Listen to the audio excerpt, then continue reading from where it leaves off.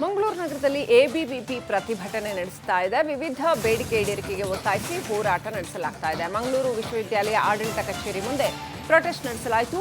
ಅವೈಜ್ಞಾನಿಕವಾಗಿ ಶುಲ್ಕಗಳ ಹೆಚ್ಚಳವನ್ನು ಖಂಡಿಸಿ ಧರಣಿ ನಡೆಸಿದರು. ಅವೈಜ್ಞಾನಿಕವಾಗಿ ಪರೀಕ್ಷಾ ಶುಲ್ಕ ಹೆಚ್ಚಳ ಮಾಡಿದ್ದಕ್ಕೆ ವಿರೋಧ ವ್ಯಕ್ತವಾಯಿತು.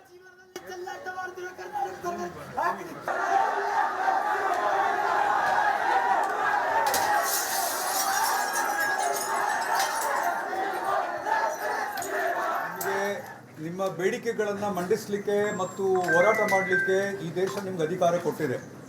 ಆದರೆ ವಿಶ್ವವಿದ್ಯಾಲಯದ ಆಸ್ತಿಯನ್ನು ಈ ರೀತಿ ಡ್ಯಾಮೇಜ್ ಮಾಡೋದು ನಮ್ಮ ವಿದ್ಯಾರ್ಥಿ ಸಮುದಾಯಕ್ಕೆ ಸರಿಯಲ್ಲ.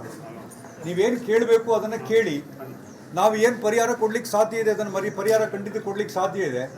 This is not the way in which you need to. Mangaluru ನಗರದಲ್ಲಿ ಎಬಿವಿಪಿ ಪ್ರತಿಭಟನೆ ನಡೆಸ್ತಾ ಇದೆ. ವಿವಿಧ ಬೇಡಿಕೆ ಈಡೇರಿಕೆಗೆ ಒತ್ತಾಯಿಸಿ ಹೋರಾಟ ನಡೆಸಲಾಗ್ತಾ ಇದೆ. ಮಂಗಳೂರು ವಿಶ್ವವಿದ್ಯಾಲಯ ಆಡಳಿತ ಕಚೇರಿ ಮುಂದೆ ಪ್ರೊಟೆಸ್ಟ್ ನಡೆಸಲಾಯಿತು. ಅವೈಜ್ಞಾನಿಕವಾಗಿ ಶುಲ್ಕಗಳ ಹೆಚ್ಚಳವನ್ನು ಖಂಡಿಸಿ ಧರಣಿ ನಡೆಸಿದರು. ಅವೈಜ್ಞಾನಿಕವಾಗಿ ಪರೀಕ್ಷಾ ಶುಲ್ಕ ಹೆಚ್ಚಳ ಮಾಡಿದ್ದಕ್ಕೆ ವಿರೋಧ ವ್ಯಕ್ತವಾಯಿತು.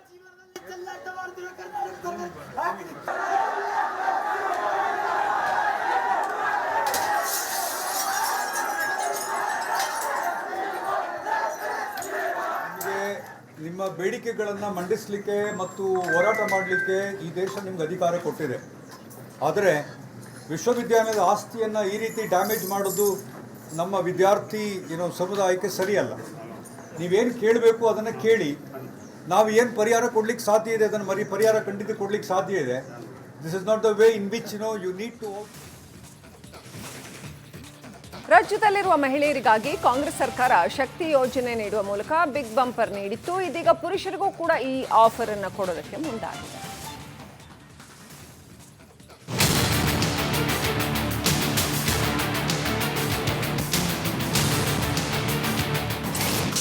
ಮಹಿಳೆಯರಿಗಾಯ್ತು, ಈಗ ಪುರುಷರ ಸರದಿ. ವೃದ್ಧರಿಗೆ ಫ್ರೀ ಬಸ್ ಯೋಜನೆ ತರಲು ಪ್ಲಾನ್.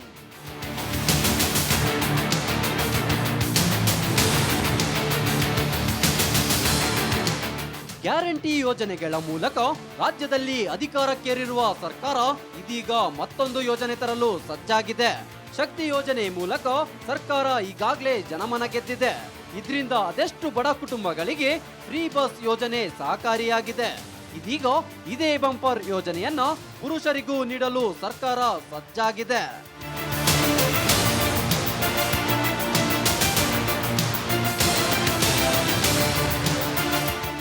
ಹೌದು, ಪುರುಷರಿಗೂ ಉಚಿತ ಬಸ್ ಪ್ರಯಾಣಕ್ಕೆ ಸರ್ಕಾರ ಚಿಂತನೆ ನಡೆಸಿದೆ.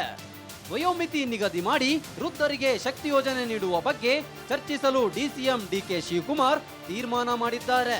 ಈ ಬಗ್ಗೆ ಚರ್ಚಿಸಿ ಒಂದು ವಯೋಮಿತಿವರೆಗೆ ಫ್ರೀ ಬಸ್ ಯೋಜನೆ ನೀಡುವ ಬಗ್ಗೆ ಯೋಚಿಸಿ ಕ್ರಮ ವಹಿಸಲಾಗುವುದು ಎಂದು ಭರವಸೆ ನೀಡಿದ್ದಾರೆ.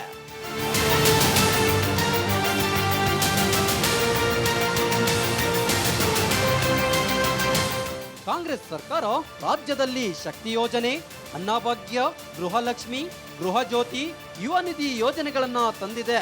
ಇದರಿಂದ ಅದೆಷ್ಟೋ ಕುಟುಂಬಗಳಿಗೆ ಸಹಕಾರಿಯಾಗಿದೆ. ಇದೀಗ ವಯೋವೃದ್ಧರಿಗೂ ಫ್ರೀ ಬಸ್ ಸೌಲಭ್ಯ ನೀಡುವ ಕುರಿತು ಪ್ರಸ್ತಾಪ ಮಾಡಿದೆ. ಸರ್ಕಾರ ಅದ್ಯಾವಾಗಿಂದ ಈ ಯೋಜನೆ ಜಾರಿಗೆ ತರುತ್ತೋ ಅಂತ ಕಾದು ನೋಡಬೇಕಿದೆ.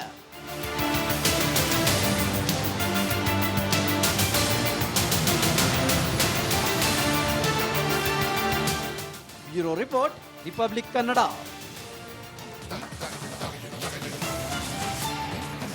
ಮುಂದಿನ ಭಾಗದಲ್ಲಿ ನಿರೀಕ್ಷಿಸಿ. 23 ವರ್ಷದ ರೂಪಸಿಗೆ ಅದೆಂಥ ಮೃತ್ಯುಪಾಶ.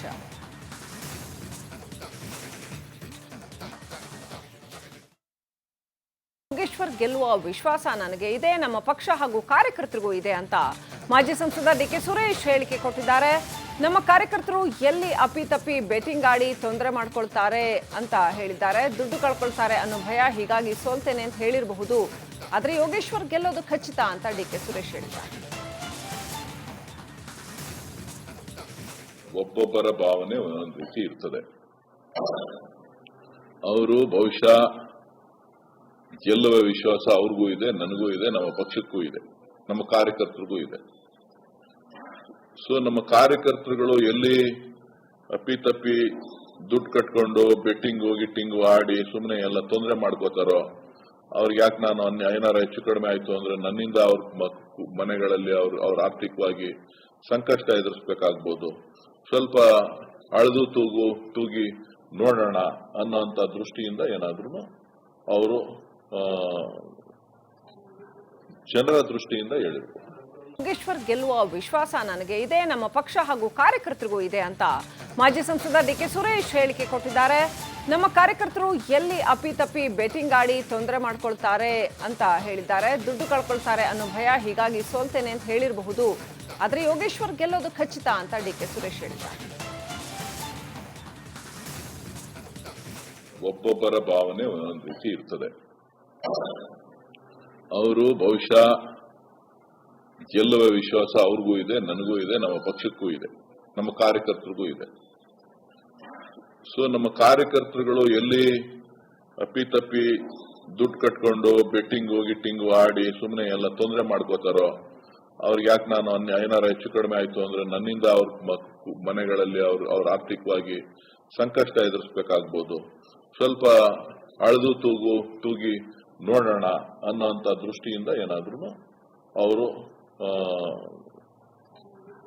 ಜನರ ದೃಷ್ಟಿಯಿಂದ ಹೇಳಿದ್ರು. ಕಚೇರಿಯಲ್ಲಿ ಮೊಬೈಲ್ ಕಳ್ಳತನದ ಆರೋಪಕ್ಕೆ ಸಂಬಂಧಪಟ್ಟಂತೆ ಗಂಟೆಗಟ್ಟಲೆ ಮಹಿಳೆಯೊಬ್ಬರನ್ನ ಕೂಡಿ ಹಾಕಿದ್ದಾರೆ ಸಿಬ್ಬಂದಿ. ಇಳಕಲ್ ತಹಶೀಲ್ದಾರ್ ಕಚೇರಿಯಲ್ಲಿ ಈ ಘಟನೆ ನಡೆದಿದೆ. ಆಧಾರ್ ಕಾರ್ಡ್ ಮಾಡಿಸಿಕೊಳ್ಳೋದಕ್ಕೆ ಅಂತ ಬಂದಿದ್ದ ಮಹಿಳೆ, ಆಕೆಯನ್ನ ಗಂಟೆಗಟ್ಟಲೆ ಕಚೇರಿಯಲ್ಲಿ ಕೂಡಿ ಹಾಕಲಾಯಿತು. ಕಚೇರಿಯ ಬಳಕೆಗೆ ಅಂತ ಇದ್ದಂತಹ ಮೊಬೈಲ್ ಆ ಸಂದರ್ಭದಲ್ಲಿ ಕಣ್ಮರೆಯಾಗಿತ್ತು. ಹಾಗಾಗಿ ಆ ಮಹಿಳೆಯ ಮೊಬೈಲ್ ಕದ್ದಿರಬಹುದು ಅನ್ನೋ ಶಂಕೆ ಮೇರೆಗೆ ಆಕೆಯನ್ನ ಕೂಡ ಹಾಕಿದ್ರು. ಆಧಾರ್ ಕಾರ್ಡ್ ಮಾಡಿಸ್ಕೊಳ್ಳೋದಕ್ಕೆ ಅಂತ ಬಂದಿದ್ದಂತಹ ಮಹಿಳೆಯನ್ನ ಈ ರೀತಿ ಬಂಧಿಸಿ ಇಡಲಾಗಿತ್ತು. ಇದೀಗ ತಪ್ಪಿತಸ್ಥ ಸಿಬ್ಬಂದಿ ಮೇಲೆ ಕ್ರಮ ಕೈಗೊಳ್ಳಬೇಕು ಅಂತ ಜನ ಆಗ್ರಹಿಸಿದ್ದಾರೆ. ನ್ಯಾಯ ಕೊಡಿಸಬೇಕಾದ ಸ್ಥಳಗಳು ದಲಿತರನ್ನ ಕೂಡಾಕಿ ಅವರಿಗೆ ಪ್ರಶ್ನೆ ಮಾಡುವಂತದ್ದು ಎಷ್ಟು ಮಟ್ಟಿಗೆ ಸರಿ ಸರ್? ನಮ್ಮ ಮಕ್ಕಳು ಯಾಕೆ ಕೂಡಾಕ್ಬೇಕು? ಅನುಮಾನ ಬಂತ ನಿಮ್ ಫೋನ್ ಯಾರು ತಗೊಂಡಿದ್ರೆ ಅಂತ ಗೊತ್ತೈತಿಲ್ರಿ? ನಿಮ್ ಫೋನ್ ಸಿಗೈತಿಲ್ಲ ಸರ್, ನಿಮ್ ಆಫೀಸರ್ ಫೋನ್ ಸಿಗೈತೆ. ಮತ್ತೆ ಇನ್ನೇನು ಎವಿಡೆನ್ಸ್ ಬೇಕು ಸರ್? ಈಗ ಯಾರು ರೇಟ್ಸ್ ಕೊಟ್ಟಾರ್ರಿ? ಒಬ್ಬರ ಮಾತಾಡ್ರಿ, ಒಂದ್ ಇಷ್ಟೊತ್ತನ ಮಾತಾಡ್ರಿ, ಉತ್ತರ ಹೇಳೇ ಬೇಡ. ಅವಮಾನ ಮಾಡೋದು ಸರಿಯಲ್ಲ. ಶೋಷಣೆಗಳಾಗ್ತದೆ. ನ್ಯಾಯ ಕೊಡಿಸಬೇಕಾದ ಸ್ಥಳಗಳು ದಲಿತರನ್ನ ಕೂಡಾಕಿ ಅವರಿಗೆ ಪ್ರಶ್ನೆ ಮಾಡುವಂತದ್ದು ಎಷ್ಟು ಮಟ್ಟಿಗೆ ಸರಿ ಸರ್? ನಮ್ಮ ಮಕ್ಕಳು ಯಾಕೆ ಕೂಡಾಕ್ಬೇಕು? ಮಂಗಳೂರು ನಗರದಲ್ಲಿ ಎಬಿವಿಪಿ ಪ್ರತಿಭಟನೆ ನಡೆಸ್ತಾ ಇದೆ. ವಿವಿಧ ಬೇಡಿಕೆ ಈಡೇರಿಕೆಗೆ ಒತ್ತಾಯಿಸಿ ಹೋರಾಟ ನಡೆಸಲಾಗ್ತಾ ಇದೆ. ಮಂಗಳೂರು ವಿಶ್ವವಿದ್ಯಾಲಯ ಆಡಳಿತ ಕಚೇರಿ ಮುಂದೆ ಪ್ರೊಟೆಸ್ಟ್ ನಡೆಸಲಾಯಿತು. ಅವೈಜ್ಞಾನಿಕವಾಗಿ ಶುಲ್ಕಗಳ ಹೆಚ್ಚಳವನ್ನು ಖಂಡಿಸಿ ಧರಣಿ ನಡೆಸಿದ್ರು. ಅವೈಜ್ಞಾನಿಕವಾಗಿ ಪರೀಕ್ಷಾ ಶುಲ್ಕ ಹೆಚ್ಚಳ ಮಾಡಿದ್ದಕ್ಕೆ ವಿರೋಧ ವ್ಯಕ್ತವಾಯಿತು.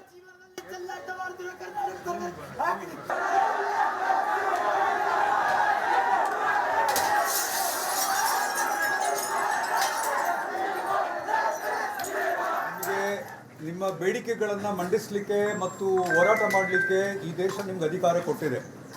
ಆದರೆ ವಿಶ್ವವಿದ್ಯಾಲಯದ ಆಸ್ತಿಯನ್ನು ಈ ರೀತಿ ಡ್ಯಾಮೇಜ್ ಮಾಡೋದು ನಮ್ಮ ವಿದ್ಯಾರ್ಥಿ ಸಮುದಾಯಕ್ಕೆ ಸರಿಯಲ್ಲ. ನೀವೇನು ಕೇಳಬೇಕು ಅದನ್ನು ಕೇಳಿ, ನಾವು ಏನು ಪರಿಹಾರ ಕೊಡ್ಲಿಕ್ಕೆ ಸಾಧ್ಯ ಇದೆ ಅದನ್ನು ಪರಿಹಾರ ಖಂಡಿತ ಕೊಡ್ಲಿಕ್ಕೆ ಸಾಧ್ಯ ಇದೆ. This is not the way in which you need to